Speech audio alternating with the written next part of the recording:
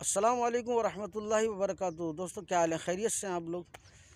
عرض یہ ہے کہ کرونا کے بعد سے جو ہے لوگوں میں مساجد کے اندر دیکھا جا رہا ہے کہ کافی ڈسٹینس کے ساتھ جو ہے وہ صفیں باندھتے ہیں، اور بڑا دکھ ہوتا ہے دیکھ کر۔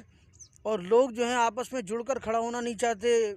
یہ بڑا عجیب و غریب معاملہ دیکھنے میں آ رہا ہے، اکثر دیکھتا ہوں میں۔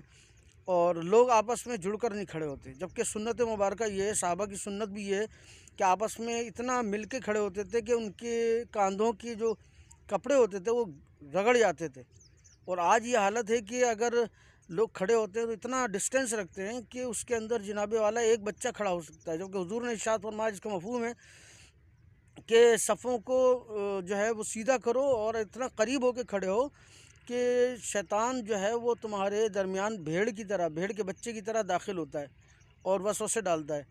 لہذا تمام مسلمانوں سے میری گزارش ہے جو اس میں ملوث ہیں کہ وہ برائے مہربانی جو ہے صف بناتے وقت جو ہے اس بات کا خیال رکھیں کہ کاندھے سے کاندھا ملائیں اور برابر کھڑے ہوں۔ اکثر مساجد میں نے یہ نوٹ کیا ہے، بہت زیادہ ہو رہا ہے کہ وہ لوگ جو ہیں نماز پڑھتے وقت کافی گیپ رکھ رہے ہیں۔ تو یہ بات سمجھ میں نہیں آ رہی، مگر ایک بات یہ سمجھ میں آتی ہے کہ حضور نے فرمایا کہ اپنی صفوں کو سیدھا رکھو ورنہ اللہ تعالیٰ تمہارے دلوں کو ٹیڑھا کر دے گا۔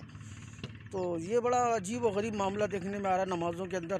برائے کرم جو ہے آقا علیہ السلام کی سنت پہ عمل کرتے ہوئے جو ہے آپ صفیں سیدھی بنائیں اور آپس میں مل کے کھڑے ہوں۔